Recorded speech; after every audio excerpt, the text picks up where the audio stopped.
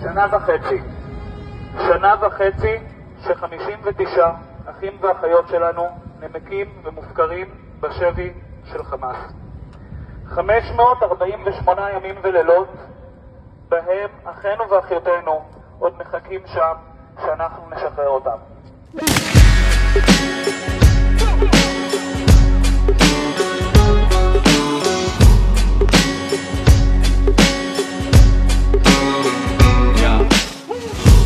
בוקר אחד כשקמתי הם סגרו לי את העסק, הכנסה היא אפס אבל הם גובים לי כסף.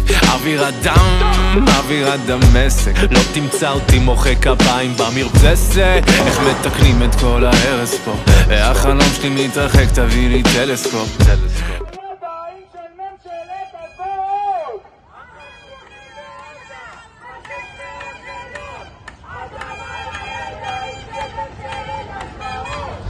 אין דבר פשוט, נמצא לי איזה ג'וב. ערב טוב.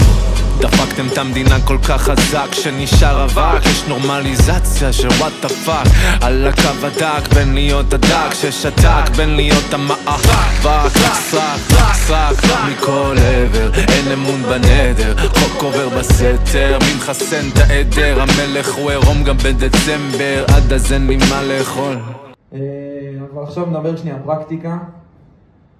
צריך לראות, אם דיברת על צעירים, צריך לראות איך מגמישים את המחאה ומנגישים אותה לטובת התגייסות של צעירים, ולהפגין זה לעתים נראה כפריבילגיה, אבל צריך להבין שזה לא, זה חובה, וצריך בכל דרך אפשרית להנגיש ולהגמיש את המחאה שהצעירים יצאו לרחובות.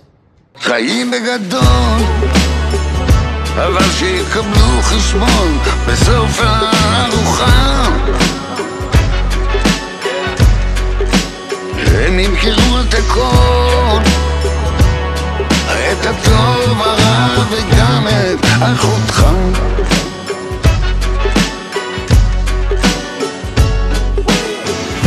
זה לא שלפני זה קודם, היה לי פשוט לחיות פה. בפרק הקודם שדדתי בנק בשביל קניות. בואו נגיד שההילוך עלה כדלקמן, זו מלחמה וניר דנן יקיר וקספר כבר הכינו פופקורן. מאז אותה סחרחורת אני לא מקשיב לדוקטור, אבא של המדינה פשוט שכח אותי באוטו. חושב שהוא מדהים כי הוא מפצה אותי עם שוקו, אז רגע בוא נבדוק טוב טוב מי עשיר, מי עשיר, מי שמוכר אותך בשביל איזה נזיד.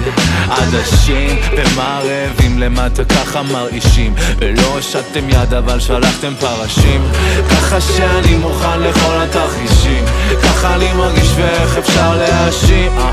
כשסוגרים לנו את הספיקרס ורוקדים שם בקומה 50.